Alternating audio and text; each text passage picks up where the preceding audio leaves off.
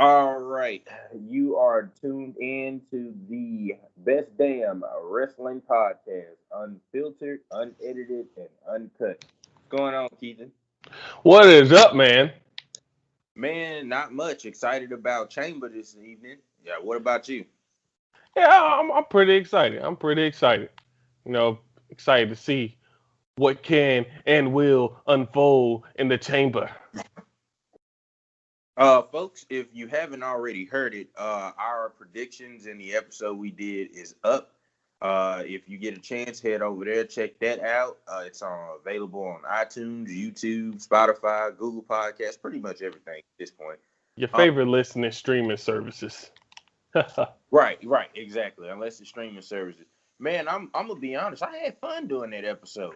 was my favorite episode we did because we had fun doing it. Yeah, definitely. Um, well, as promised, we're bringing you WrestleMania 14. Keaton, tell us about that. WrestleMania 14 is one of the more historic ones. It's one of the ones that I grew up watching. I used to have a videotape. Yeah, I'm telling my age a little bit. I'm still not 30, but I'm telling my age a little bit. I used to have a videotape of WrestleMania 14 that showed the highlights. It was definitely a great WrestleMania full with some greats that's that's passed on and some that's still here doing things to further the business. One of my favorite matches, of course, everybody know about the legendary match with Shawn Michaels, Stone Cold, and Mike Tyson. You know, and of course you have Kane and Undertaker's first meeting. This was their first meeting at WrestleMania, though, right? Yeah, this is their first match going against each other. Period. Because remember, Undertaker, he said he wouldn't touch him because of the promise he made his parents. I'm So excited to get to that match. We'll definitely dive into that. I know for me, you want to talk about turning back the hands of time.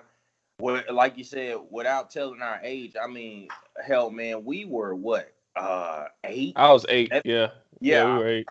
7 or 8. Yep. So it was crazy going back and watching this now because you got to like see a lot of stuff. You ever watch something when you were younger and then you watch it now and it's like, oh goddamn, this make a whole lot of sense. Right. This was Yeah. one of the moments for me. I sat there and I'm taking notes and I'm like, God damn, like this makes a lot of sense now. Yeah. No, it does. Like I was just sitting there watching Shawn Michaels. I was like, damn. I didn't realize. I didn't realize just how good he was. Dude was fucking amazing. Yeah. This was when he was kind of in his prime. Yeah. Yeah. Very much in his prime. And he wrestled that whole match with a hurt back, with a tore disc, and you could tell he was in pain. No, I liked everything about that. That was like right before Stone Cold got very, very like white hot. So that was like one match that kind of propelled him into the main event status. Because Right. I think that might have been, was that his? I don't know which time that was that he won it. I don't know if that was his second time or third time, or maybe even first time. I'm not sure, but I know it was like early in his title reigns. So Well, yeah, anyway, man, let's jump right into this card and like kind of this is gonna kind of be our spin and our take. We're just talking today. I mean, but it's something we wanted to do coming up to WrestleMania. I'm ready to have fun with this, man. Let's jump right in. cool. The first match that came on, first off, the entrance was nice. I liked it. It kind of was. You could tell it was really old schoolish. Hmm. Mania now is more like it's a lot of pageantry and show. Extravaganza. Yeah. This just felt like, hey, this is WrestleMania. It's a pay-per-view. Yeah. At the time it's only 14 years old. So you had WrestleMania 3, which is considered one of the greatest of all time. You've had 9. You those aren't that far gone. Now you get to talking about WrestleMania 3. I mean, you're like, fuck, that was 32 years ago. We Yeah. weren't even born yet, but Nope. that wasn't happening right then. This was still fairly new. Hmm. So I thought that was pretty different to see how they do it then versus now. It was kind of like, wow. But the first match out of the gate, as soon as everything came on, was the 15-man battle royal. Yeah. Well, some of those tag teams I haven't seen in a long ass time. I'm trying to figure out who thought it was a good idea to put 30 people in a battle royal. Like Yeah. Yeah. See, and that was the thing about WWE. It's kind of like the same formula they use with shit nowadays, like the Andre the Giant Memorial. It's like a thing where they're trying to please everybody, put them all on WrestleMania. right. Um, I mean, I'm like you though. I saw a lot of tag teams I hadn't seen like in ages. I think the biggest thing was when LOD or Legion of Doom came out. Yeah. You hear about the Road Warrior pop, like the Road Right. Warrior pop was for real. I was like, oh, like okay, now I see. Like, I mean, and at this point, they're pretty older, you know. Yeah. I don't think by much, but Yeah. That was in the twilight of their career because they wrestled up until like the early 2000s. So that was 1998. So they had like a good more like probably 4 to 5 years left. But yeah. then people didn't even know they were coming. Like people didn't know they were going to be in the match. So that's what made the pop even bigger because people didn't know that What they were did coming. you think about Sonny in that outfit? Yeah, I see why Shawn Michaels was, tearing it up in the supply closet and You Vince can't McMahon. you can't say that. Yes, I can. It's true. It's documented. It's well documented. She commented on it herself. She put it out there. She's the one who confirmed that. Jesus Christ. No, I tell you what, I won't lie. I was like, wait a minute, who the heck? Wait, that's Sonny? You know, like that was very interesting. Like I that definitely. I wonder if they thought by putting her with them that would give them more of a pop. They didn't really need a heater or a No, they manager, didn't. whatever you want to call it. Yeah. Like it's fucking Road Warriors. Like Right. but I still liked it. I'm gonna tell you, you saw some of these tag teams in their infancy because one of the funny things, there was a lot of goofy shit going on in this match, but it still Yeah. was nostalgic for me. You saw Mark Henry and D'Lo Brown. You saw Yeah. LOD 2000. You saw was it Brian Christopher and Scotty 2 Hotty who weren't too Yeah. cool yet, They were and it was too. funny. They were. Yeah. They were too cool. I mean, they were a different type of too cool. Yeah, Yeah. they it wasn't the one that you knew the worm and everything. This Right. was before that. Hmm. But did you notice how Jerry the King Lawler kept trying to get Brian Christopher over doing the announcement? That I Yeah. kept that he was like, Brian Christopher could win this whole thing, and I'm like, dude, yeah, I The funny guess, part was like when he somebody tossed him up and somebody tossed him like high in the air. I think it was a backdrop or just like a tossed him in the air. And he came down, but Jerry King Lawler was like, "Look out, Brian!" And that's one of the things that I loved about WrestleMania 14. The commentary from it Jerry was great. Lawler Yeah, and Jim yeah. Ross. They were Jerry King was saying some funny shit, man. it's not too many people that can even hold a candle to them today in wrestling announcing. I mean, all the greats are gone, man. You had back then, you had Jerry the King Lawler, JR, you had Joey Styles on ECW. I mean, now the only person that I even think is even worth mentioning when you get to talking about announcing these days is Mauro Ranallo. I don't even like Michael Cole. Yes, I don't like Michael Cole at all. I do not. I do not. I do fucking not like Michael Cole. That's why I say the best announced team is NXT's announced team with Nigel Yeah, yeah. McGuinness. Nigel McGuinness is good too. I like Nigel McGuinness. Yes, Percy Watson is good. So I like those three. I like those three. Yeah, no, I don't like um, Michael Cole. But yeah, man, no, it was crazy. I think they had Jim Cornette was out there. Oh, Yeah, what? with Sonny, he was going back and forth with Sonny. Yeah, like that was hilarious. The thing that was funny to me, somebody I can't remember what team it was. One of the guys got eliminated. They had people running out, eliminating other people, and just getting out the ring. So you saw a lot of quick eliminations going on. Yeah, yeah. One of the tag teams I like were the Godwins, And that was Yeah, before one of them became Midian. I like them. I always liked them because they used to have these little pig pen matches. They used to dump slop on their opponents, but they were really yeah. physical and they were a real good team. It was a And I lot of liked them. teams back then. I think this showcase. I didn't like the way it showcased. It showcased it, but it showcased tag team wrestling.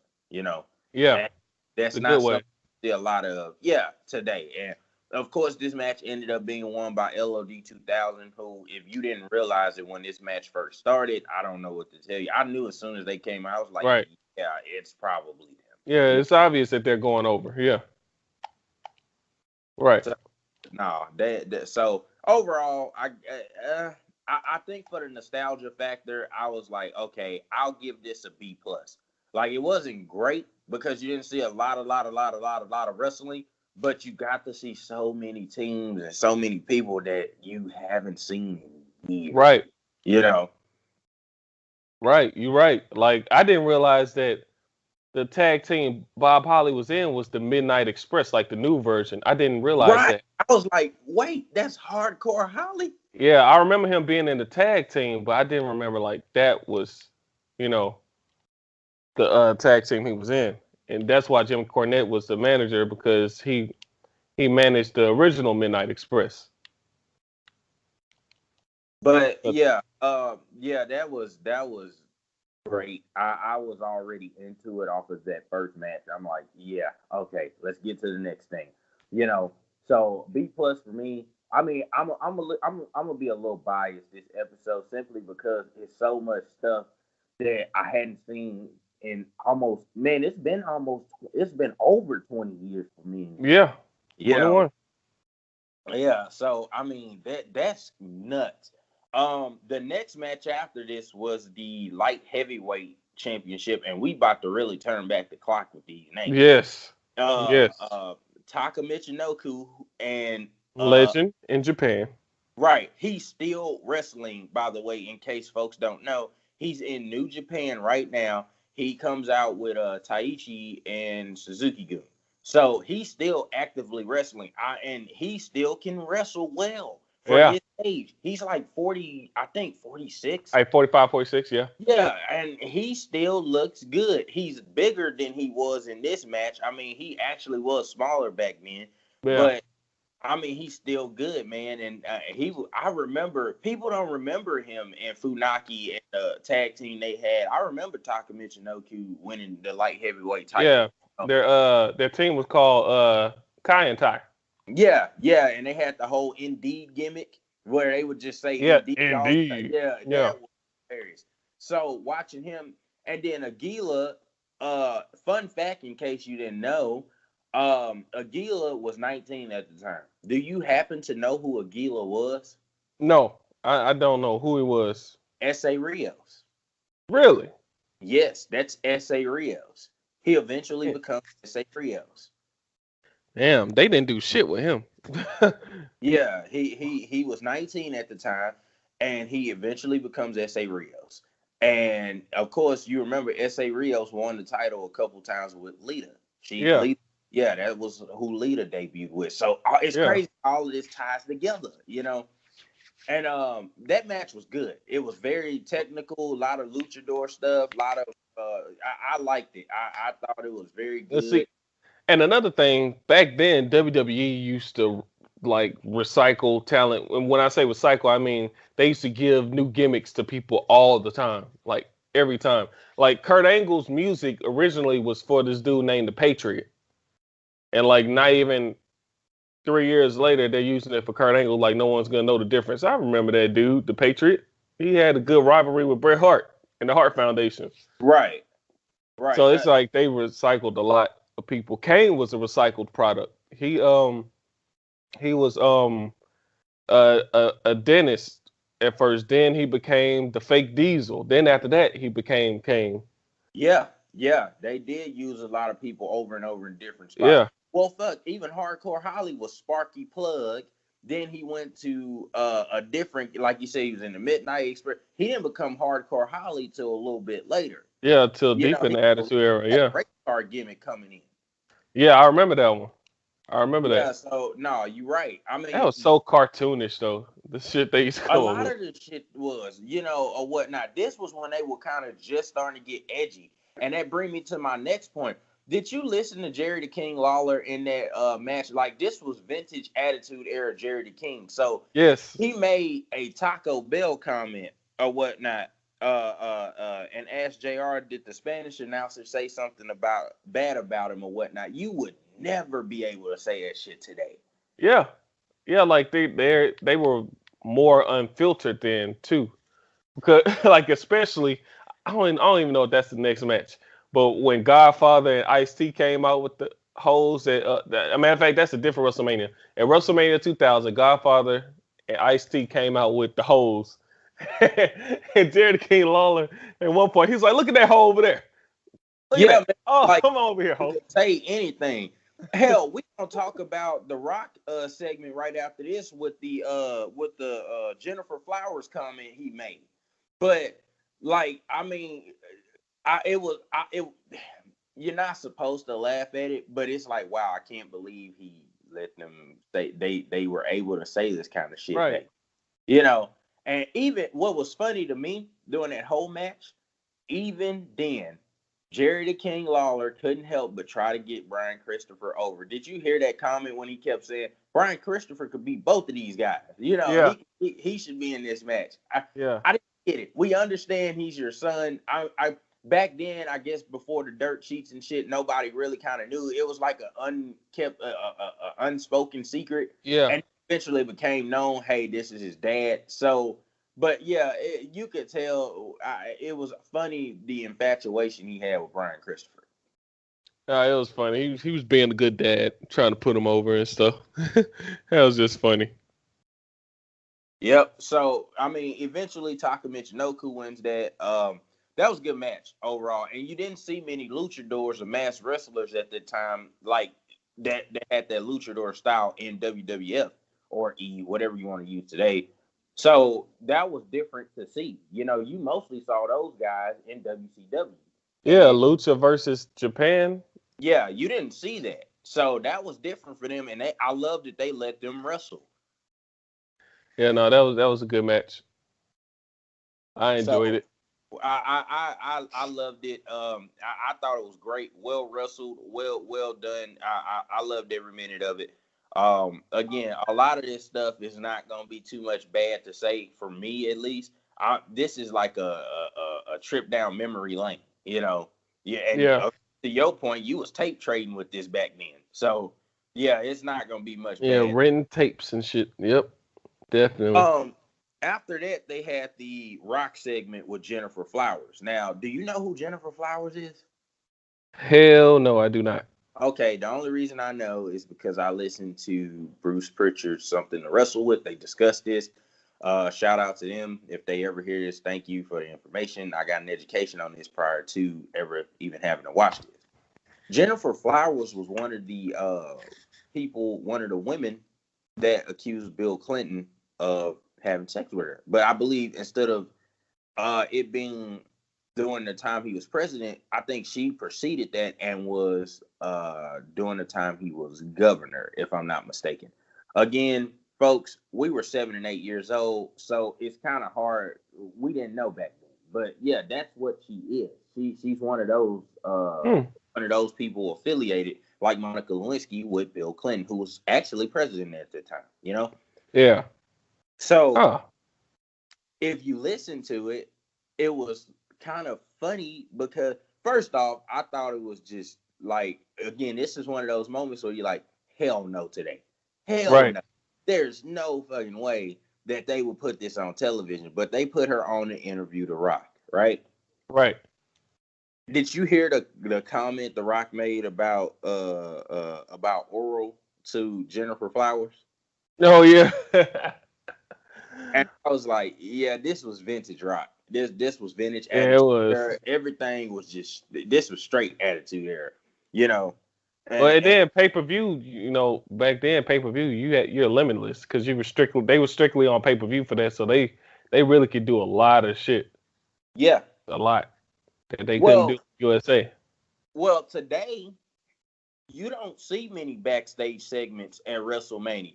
And I No. think this was a time that The Rock was getting ready to take off at the same time that Stone Yeah. Cold. So this was kind of, it felt like a way to get him over because they gave him a platform to say whatever he wanted to say, and he went in there and killed it. And it was only maybe 2 to 4 minutes long, but it was funny and it gave some personality to it. I Yeah. liked it.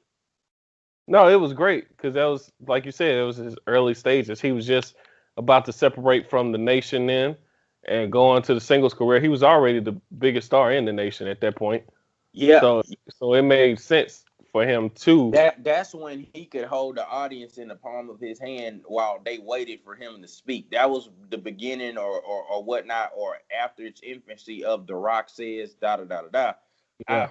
Yeah, that was vintage him. He was getting ready to definitely take off. So it was just different to see a segment like that. That's something you normally would see on a show on a Monday or Tuesday night now, but you saw it, that was different, and it was funny. I loved it.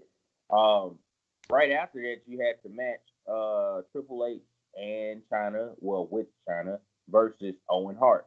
Now, I gotta be honest, I ain't seen Owen Hart wrestle in a long time. Yeah. Yeah. But you Long see time. how good he was. Yes, yes, I did. Now, in this particular match, they also had Sergeant Slaughter out there, who was the commissioner, Yeah. at the time, and He he was was annoying as a commissioner. and he was handcuffed to China. Yeah, the only thing I really, really remember about Sergeant Slaughter was I couldn't decide if he was a good guy or bad guy during that time because he was working for Vince McMahon.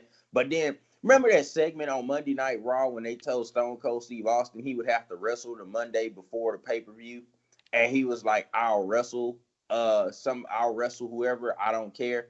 And Sergeant Slaughter's like, if you refuse to wrestle, you'll forfeit your shot at the WWF title. And Stone Cold got mad and stunned him. Like you always see Sergeant Slaughter taking a stunner or something. Like, and then of course there was the Shawn Michael and Triple H segments. Oh, they murdered him. Yeah, yeah, yeah, man. It was always so hard to tell whether I liked him, didn't like. Because remember, when Shawn Michaels became commissioner, I loved every second of that. Yeah. It was great. Mick Foley was commissioner. I loved every second of that too. Like most of the time, the commissioner is like somebody you like. I went Yeah. back and forth on Sergeant Slaughter. No, I just remember he used to spit a lot and like couldn't really understand much what he was saying. It was just pointless.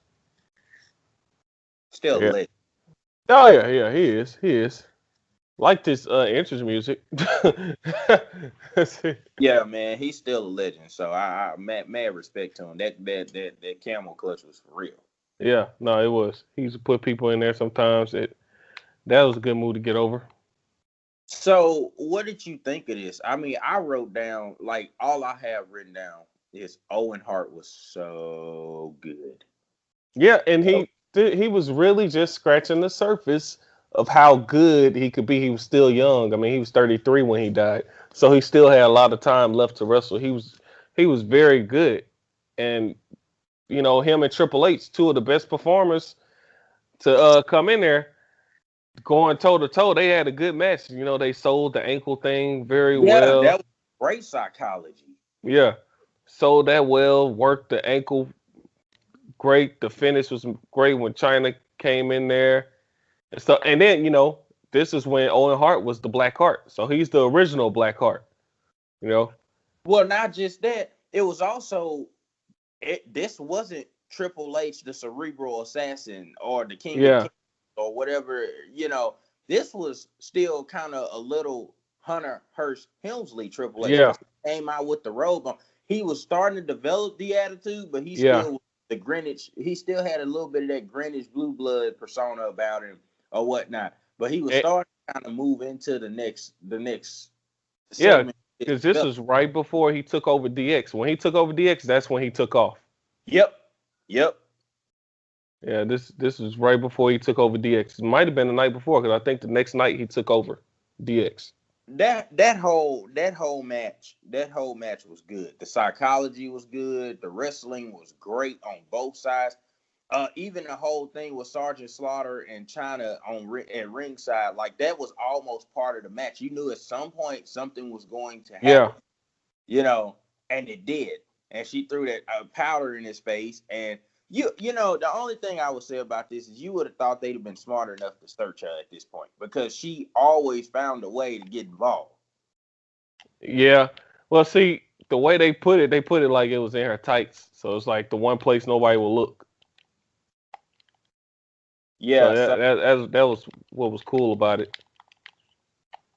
yeah, that was overall that was a great match. I thought, and it's crazy because every time I was like, well, you probably won't get another greatly wrestled match like this. Yeah. Hell, here came another one. To me, this was the best wrestling match I felt like on the damn card. Is it me? No, no, like it was like legitimately, it was a legit wrestling. It was a great wrestle match. You know, like the psychology, like you said earlier. Uh, Owen Hart's ability, like the dude being that size, you usually don't see a guy doing a hurricane runner like that. He's the master of the spinning wheel kick. I feel, you know. I like the pile driver finisher he had before he injured Stone Cold. That was a great move, you know. Yeah, Before they yeah. banned it, that was a great move. Yeah, that was like I think that move came from Japan. Let me say this. Did you notice how most of the matches after, like from here on out, they had great build up. Every single one of Yes. like remember Owen Hart was got hurt prior to this Yeah. on a Monday night or Sunday night heat or whatever it was. Like they had so much good build up, and they would show that, and like they told a story before the match even started. I was like, okay, like yeah, this is serious. So you knew once it started what was going down. Yeah. Exactly. You knew. It was just great promotion of a match, great wrestling, all tied up into one because you saw the best of everybody. Like Owen Hart and Triple H didn't have, you know, any type of um real push or nothing, but they went out there as if they were going to have the best match of the night.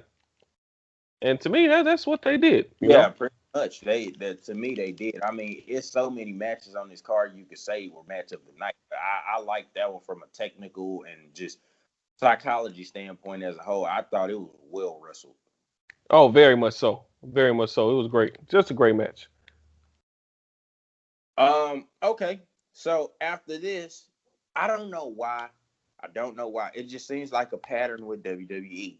You put on a great match, you follow it up with a shitty one. We got Mero Sable, Luna Goldust. Oh my God, what's the fuck? The whole point of that match was Sable, really and truly. Yeah, they did a good job of making her look credible. Like she looked credible. You know, the whole thing about wanting to go after Luna and didn't care who she fought. Like that was supposedly the time she was turning from like a very well-to-do shy manager, valet, or whatever. Because you know, Miro was trashing her in storyline at that time. Yeah, Yeah, so she was kind of like, she's starting to have this I don't give a fuck attitude. But yeah, then they put her with somebody to, I guess, try to get her over with the crowd because Luna was supposedly a bad guy or whatever the case may be. Overall, the match to me was awful. I think it was it, just it was it was very awful. I mean, shit, like there was no point there, no purpose but Sable. So that's all that was. They served the purpose. Sable got her shine a little bit and stuff. So you know that went well. But I could have did without that match. Like I oh, barely paid attention to that match. definitely. Yeah, and again, this was Sable before Sable. You Yeah, know, like she still was. She hadn't hit that Playboy level yet. yeah. This is before evening gown matches. Yeah, yeah, yeah. So, yeah, overall it was terrible. Mero looked terrible. Goldust, who's a Hall of Famer, was terrible in this match. I just, oh, Jesus. Um, Yep. yeah, let's move past that. The next match was good, very good. Actually, I put this down. I had a star by this because of how good it was. The Rock and Ken Shamrock for the IC title. Yeah.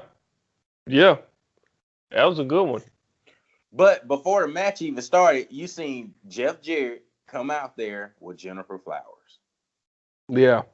And I'm talking about double J Jeff Jarrett, not slap nuts or guitar smashing. The old, He was still singing there. yeah, dude.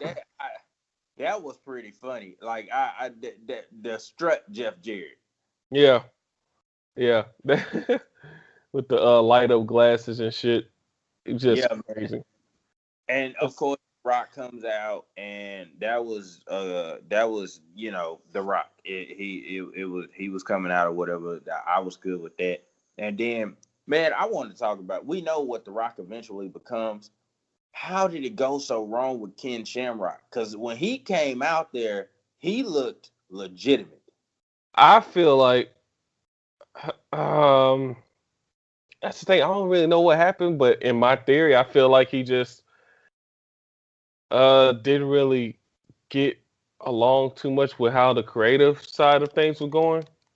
You know, because he's like a real UFC dude. Yeah, he's for real. He's for real. Yeah, I think they've taken the template from him and tried to use it for Ronda Rousey to a degree because yeah, of that. He was the world's most dangerous man, Ken Shamrock. yeah.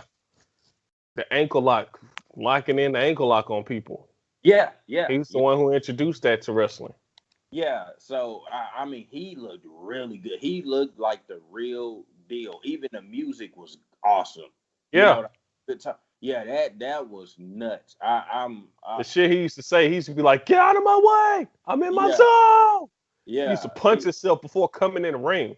yeah, dude. He wasn't a joke. No, and physique was amazing. Had an Yeah, amazing physique. Like but he was legit whoop people asses. this match had an element of maybe to a small degree, and I think all Ken Shamrock's matches to a degree had it back then. It had an element of realism to it. So Yeah. you saw a lot of physicality, or whatnot. They both were out there. There was there was blood. I mean, speaking of that, there was blood in the Owen Hart match. You don't get to see people bleed like this anymore. No, you don't. You don't. That's a no-no. That's a big no-no. No, we don't let that happen. Yeah, I mean, and man, this match has some brutality to it. I wrote down the way that I couldn't believe they let Shamrock took that unprotected chair shot and he got right back up. Well, see, they did that a lot back then. Yeah, I guess because the aluminum or whatever that the chairs are made out of, they felt like, well, this is real thin shit, so nobody's gonna get hurt. But it wasn't until like kids started doing that to each other where they was like, okay, well, we gotta well, I fuck. think really tipped the scale was remember the I Quit match with Mankind and The Rock Oh and yeah, 50 what seemed like 50,000 chair shots. it was crazy. That was just overkill. Yeah, yeah. Um, But I'm gonna be honest, man. That was a great match. Now, okay, so the ending was what made it awesome. So remember, there was a couple run-ins, were there not? Yeah, yeah, yeah. So you had a couple run-ins when it looked like the Rock was gonna lose. All right, so Hmm. that was dealt with. Then the whole Farouk and the Rock thing Yeah, that took the cake because Farouk came in like he was gonna do the run-in when the Rock looked like he the whole time, and the Rock did while he was in the ankle lock. yeah, the whole time the Rock did a hell of a job selling his ankle lock, and they did a good job of making Ken Shamrock look like he snapped. All right, Right. so Farouk jumps on the apron, looks like he's about to help, looks at the Rock, and remember at this point the Rock and him had problems in as far as the leadership of the Yeah. nation. Yep. And he just walks off, turns around and leaves, don't come back. And The Rock eventually loses the match because he taps. But Ken Shamrock doesn't release the hold. Like he's just snapped. So then they send officials and everything out. He starts beating the hell out of them. Whoever got in his way, and he just kept snapping his ankle lock back on. Then Yeah. Nobody could it stop him. Yeah, no, he looked unstoppable or whatnot. And I think my favorite part was when like JR and the King are commenting on it, and you see this wild look in Shamrock's eyes, and they're like, he snapped, he doesn't even know where he is, and he's just standing there, and they're trying to tell him to stop. Yeah. No, see, that's one thing that Ken Shamrock did great. Like when he was going to whoop somebody ass, you believed it because the look came on his face and no one could really stop him. I mean, not just storyline wise, but look how he was built. This dude was built like Yeah, look indestructible and shit. yeah, he really did. Dude was he was serious. And I was into it. I was super into the end of the match, and they pulled the switch. So they gurney the Rock out, and then they make this announcement that the Rock still retains the title because he refused to adhere to the end of the match. Which honestly, I thought that was bullshit. They should have let him had it. I don't know whose idea that was, but it still made it good. That's how you end a match at a pay per view. Because Exactly. yeah, that was awesome. And he snapped again after he realized they took the belt from him. Then that whole thing was great. Like that was just great all the way around. Yeah, it was. No, it was a great showing, man. It was a great showing. Talk about very great. I liked it at all. I liked it all. It helped The Rock. You know, it helped Ken Shamrock if they would have used him right. They didn't really give him too much good things to go with. You know, he had a good program with the ministry with his And sister and yeah, everything.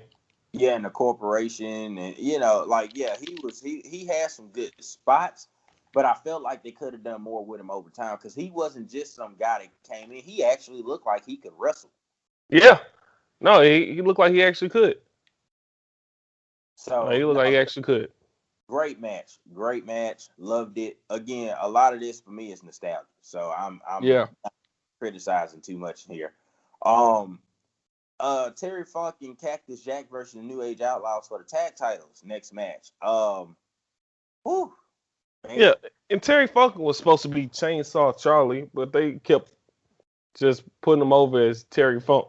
Yeah, yeah. Man, you want to talk about some crazy stuff happening in tag team wrestling. This was before the Hardys, the Dudleys, Edge, and Christian. Anything nuts probably was happening between these four. Yeah. Remember when they threw Terry Funk and Cactus Jack off the stage in that dumpster? In the dumpster, yeah. Yeah, I Yeah, remember and that. that was real because Terry Funk, I think, hurt his neck, and he seen Vince yelling at the Outlaws, and they was like, "We didn't know." No, I think that was like just part of the work. That You was like think some so? good stuff. Yeah, Even if it was or it wasn't, it still was a good it spot. I worked good. remember. Yeah. Yeah, they had some great stuff going on between the two of them, and this was, I think this was before the Outlaws were in DX, right? Yeah, this was before they joined DX. 'Cause they joined DX the next night after Shawn Michaels left. Then Triple H was saying, you know, I got the ball now. I'm about to take over. And then Xbox came in. Then Yeah, New Age Outlaws joined. Like, so yeah, yeah, that was nuts. I mean, I only had a couple notes for this because I just enjoy watching the hell out of it. I forgot, but I think one of the things that stood out to me. Did you see Cactus Jack throw himself into that dumpster? yes. Oh yeah. I was like, what the hell? No, it was crazy. But that's just the crazy shit that he did. Like you remember that part at the end where they put him in the dumpster and they put the forklift Yeah, on man. top of it so they couldn't get Yeah, out. Terry yeah. Funk was lifting it before Cactus Jack even got off the pallets. I seen that. He was like, That "Wait, hey, Terry, wait." that was a good finish, man. That's how you finish a damn match. I Yeah, mean, Billy Gunn bled in this match. So for 3 straight matches, you've had blood in some shape, form, or fashion. yeah. So again, that's not some you don't even see blood today. Oh And yeah, I think it takes away from some of the realism because how can you take some of these shots and stuff? I don't know if you remember, but there was a match between Aleister Black and Adam Cole, like a street fight or whatever it was at a takeover. And Adam Cole was bleeding or whatnot, or had opened his hand or something. They kind of stopped the match to the patch his hand up, and then they let him continue. And you don't see that often, but like if you notice, if somebody's bleeding, depending on the spot or whatnot, especially if it's a big match or something like that, I remember the 6-man ladder match at Takeover last year before Mania. yeah. Velveteen Dream was busted open. They took him to the back. Yeah, And I then, remember that. yeah, they won't let that happen today. But to see it in 3 straight matches, I thought was crazy. It made it feel legitimate to me. It's ridiculous that they don't allow blood nowadays because that's like real fight shit. You get blood in boxing, you get blood in UFC. Like, what the fuck is the problem? Like, Yeah, what the hell? If you're supposed to be having a real battle, a real fight, blood is bound to come up. I mean, now granted, they allow blood sometimes with Brock Lesnar. They like, okay, go bust him open the hard way like he did with Roman Reigns last year at WrestleMania. right. I'm like, why is that acceptable? But it's not acceptable for you to have an Extreme Rules match or a ladder match with no blood. Doesn't make No, you're sense to me. right. Yeah, it doesn't make sense. It doesn't make sense. But this match was good. Again, the finish was hilarious. It seemed vintage Terry Funk and Cactus Jack too. It Yeah, wasn't a place for them. They would do something like that. So I was okay. Like I loved every minute of it. I kind of wanted the Outlaws to win, but I'll take it. I loved it. right. Um, I mean, after that match, you basically had what amounted to me, at least. I don't believe in this, but it kind of had a co-main event feel in Kane versus Undertaker. You mean the Kane and Undertaker match had like a main Event event feel feel to to it? it? Yeah, yeah, Yeah. yeah. Oh yeah. Well, that was the big match. That was the big match, and that was one of the big matches that was on the card. So I felt like a lot of people wanted to see that match. Some wanted to see that match more than Stone Cold and HB. exactly. Yeah, because it's like I said, this is the first time that Kane and Undertaker are fighting. Undertaker breaks his promise to his parents. But Undertaker had that great return where the lightning struck the coffin and he popped up and stuff.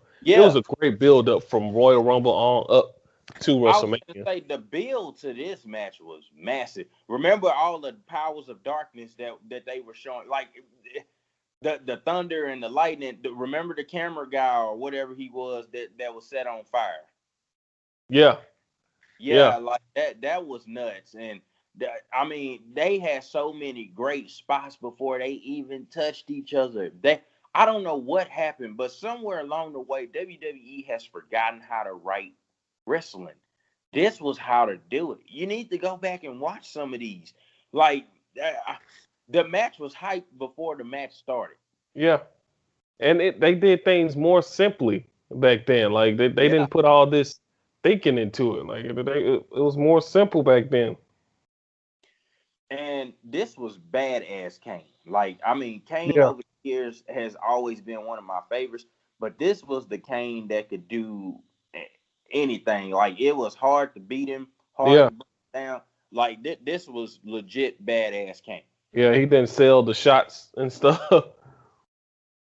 So yeah, it was cool. No, it Uh, was great. at the beginning of this match, it kicked off crazy because Pete Rose was doing the announcing. I don't know Oh why I yeah, thought this was a good idea, but Kane tombstones Pete Rose. yeah. Like you would think if I'm a celebrity announcer, I would be like, give me any other match to do. I refuse to do these two. Simply because the unpredictability is there. But yeah, he gets tombstone. And then he comes back next year and gets tombstoned again. Like Yeah, maybe he liked it. I don't know, man. But I was like, I would have asked for another match. You know. But Undertaker had a badass entrance coming in. I mean, yes, as he with the typically torches. does at Mania, So I was like, okay. And of course, the only thing that ruined this for me was you were like, okay, Undertaker wins because the streak pretty much Right. started from I guess from there or prior to then. Prior to it, yeah. Yeah. So he was like, goddamn, he's gonna win. But man, nobody had pushed him like this before, and they kept saying that. He needed a real legitimate story, and Kane gave him that. Before it was just people challenging the Undertaker, and saying, "Oh, I could beat the dead man." Then the Undertaker go out there, let them get a little heat on him. Then he whooped their ass. But with Yeah, Kane, it was like, well, you never beaten Kane. You never been able to even get the best of Kane in and a lot a of it strike fest.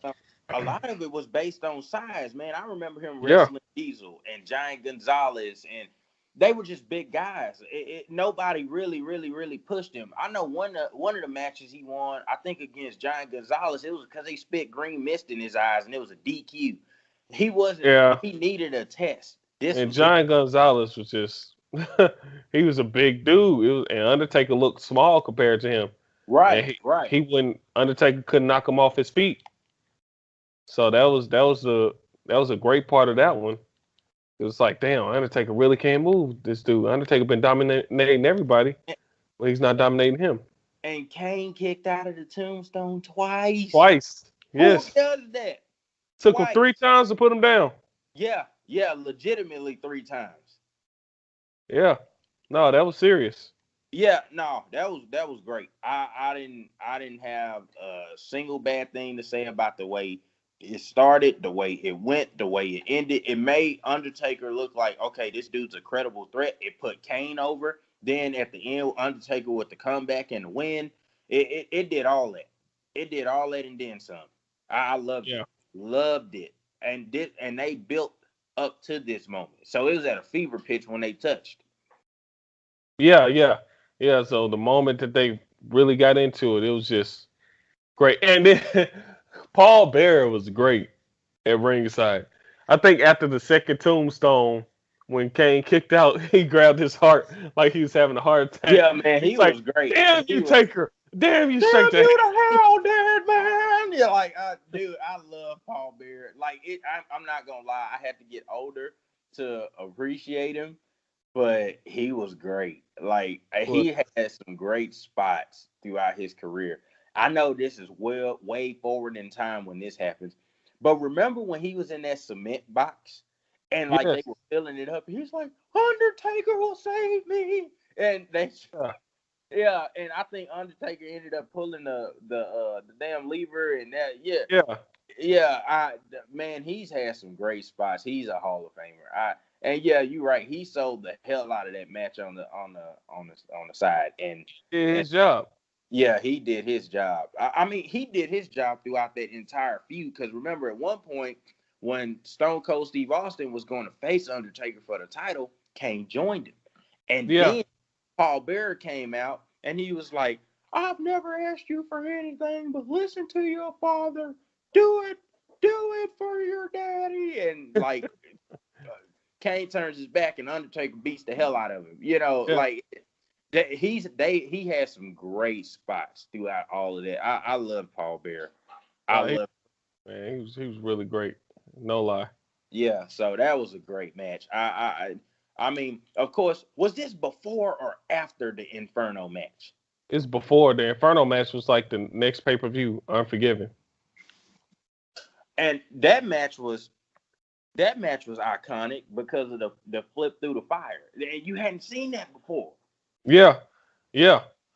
No, like when Undertaker jumping out of the ring and shit, you never really saw that. Well, you did see it at WrestleMania, but this was like on a whole different level. Yeah, He's yeah, jumping over fire outside of the ring just to get to Kane. Like he yeah, really wants to fuck him up. yeah, exactly. I mean, they have plenty of good spots after this, but this started it. The whole build up and this, and I loved it. I'm like you, it could have went on last, and I still would have felt the same way. Yeah, it's one of those great rivalries Yeah, that they had. Probably my definitely. favorite Undertaker rivalry. I think it is my favorite Yeah, Undertaker. it probably is for a lot of people. I mean, he has some good spots with other folks, but this is by far the one that made him. Let's do the last match, man, and then we'll get out of here. Stone Cold Steve Austin versus HBK with Mike Tyson as the special referee or the enforcer. Now, we talked about this the other night. What you didn't see in that WrestleMania was the press conference that led up to that. Yeah, And it's crazy because I went back and watched that, and it's a lot of stuff in there that you got to kind of look at. So the biggest thing that stuck out to me was at that conference, Shawn Michaels is saying, I don't lay down for anybody. Now, remember, supposedly this is the same match where after Undertaker won, he went and sat Gorilla with his fist taped up because they weren't sure if Shawn Michaels was going to do his job. yeah, that was the one. Yep. So I kind of was looking at that press conference thinking, okay, is there a level of realism here? Is this a work? what's going on here, because everybody kind of expected Stone Cold to win. He was white hot, but Right. it looked like there was a thing with that, but I Shawn Michaels was great. This was at a high point for him. Like to say, he had a back problem and he still put on a great match. Yeah. Stone Cold Steve Austin was white hot. The 13, he was in 13 as well. Right. He was. He was. Yeah. So he you could tell something was about to like just push him into the next stratosphere or whatnot. I only had a couple notes on this one. Again, at the end, I stopped analyzing. I started being a fan. Sorry, one of the funny spots for me. Did you see Shawn Michaels wrestling with his pants down? Yeah. He did that a lot. I don't know why he likes showing his ass. Yeah, like that. I thought that was funny. I was like, he's gonna pull the pants up. Apparently not. Yeah. Like, pull that shit up. What are you doing? Oh, Uh, that, that was Another crazy. thing that was crazy was this felt like a no DQ match. They had all kinds of shit going on. It's like people just standing there. Yeah. Bro, ref was letting everything happen. He was letting how like I don't know. It was just one of those popular things back then, that they did. Where certain things they will let, fly under the radar, Yeah, yeah, yeah. And you were at a moment in time where, as a fan, we were suspending. At least me and you, we were kids, but most people were suspending disbelief. They weren't over analyzing it. It was just like, let them go. Like this is Right. just let it go. Nobody was looking at it like, wait, they not supposed to do that. And I was like, let them go. Hell, I'm good with that. You saw a lot of stuff in that match. Uh, what I what I didn't see coming was the Mike Tyson thing. I didn't see that coming.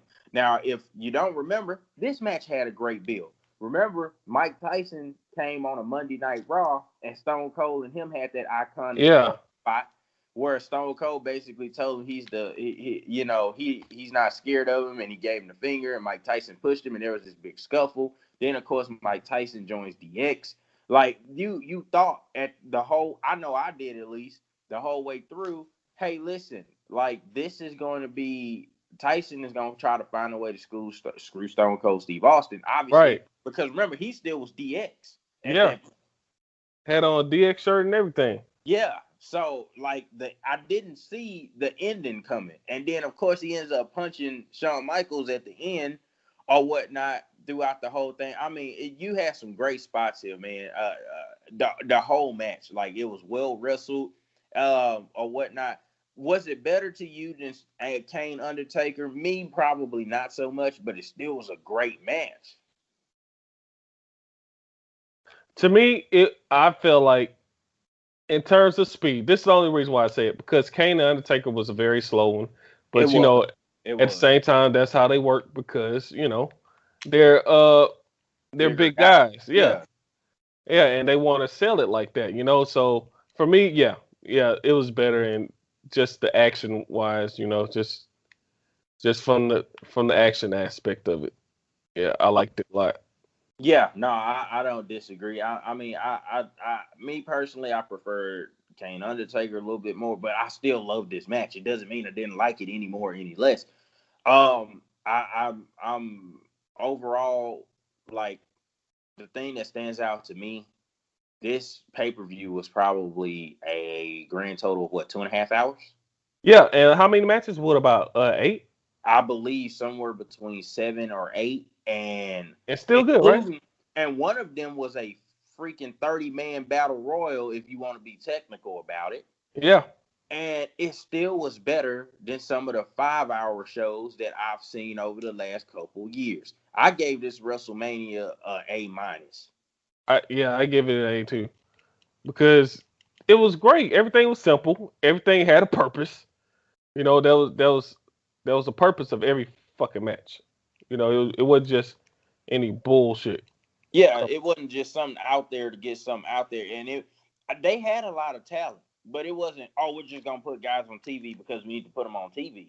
Everybody that was in Mania had earned that spot. They had a build up for at least a couple months or longer, to where you can say, yeah, this needed to be settled at the biggest show of the year. You know, that Right. I didn't have a problem with any match that I saw or whatnot on there. I think the battle royal was probably more for LOD's benefit than anything. I'm okay with that. The light heavyweight title, I could have did without, but I still liked the match, so it wasn't bad, you know. Right. Right. No, it like I said, everything was serving a purpose. Everything was great. Everything was great, man. I liked everything from top to bottom with this pay per view. Oh, definitely. I mean, definitely. I top to bottom great. The ending was great. How it went off. I mean, everything was great. And again, 2.5 hours, not 5. Last Yeah, year, you could tell your 5 hours. stories in 2.5 hours. Yeah, I People are like, think. oh, that's unheard of. No, it's not unheard of. It's just when you know what you're doing and you put Yeah, the right people in, you could have a great WrestleMania. right, exactly. And I mean, last year's was what, right at 5 hours? Yeah, Yeah, and I mean, had a lot of stupid, pointless shit. But you know, I don't know. Hopefully this year's is better. Folks, we're wrapping this up. This is one of our shorter episodes, but I've had a blast, man. I yeah. have. I loved it. We've been talking about this for a while. What we're trying to do is possibly bring you guys a WrestleMania at least every other week until Mania. So what we'll probably do is come up with another one, and I mean we'll go from there. I know we were talking about maybe doing 17 or 13, Keithan. Yeah, yeah. Yeah, Most likely, probably 17, which is which is the one in considered by most. Astrodome. Yeah. It's considered to be the best one of all time. I mean, I again, if it's one that you want us to do, let us know in the comment section or catch us on Twitter or whatnot. But we're kind of gonna do a few more, hopefully, and if everything allots and put them up and see how they go. If you like this one, let us know what you think, or whatnot. Again, it'll be available on iTunes, Spotify, Google Podcasts, YouTube, all your major platforms. Again, shout out to any fan, supporter, subscriber, or whoever. If you're listening, thank you very much. We appreciate it. Keith, and what else you got before we get out of here? That's it. Oh no, no, yeah, that's it, man. Thank you guys for the continued support. We interact with you. If you interact with us, don't be afraid to tell us what you would like to see. You know, just engage with this. And if you subscribe to YouTube, hit the notification bell after you subscribe, so you know every time we post something. And stream it. Even if you can't get to YouTube, just stream it. You know, if you want to go for a run and you want to hear us talk our shit, stream it on Spotify or iTunes. We we're Yep. on everything. We're accessible. You can hear us anytime, any place. Yep. All right, man. Well, without further ado, we'll wrap this up. Again, thanks to everybody. Hope you enjoyed the episode. And this has been the uncut, unfiltered episode of the Best Damn Wrestling Podcast. We're out.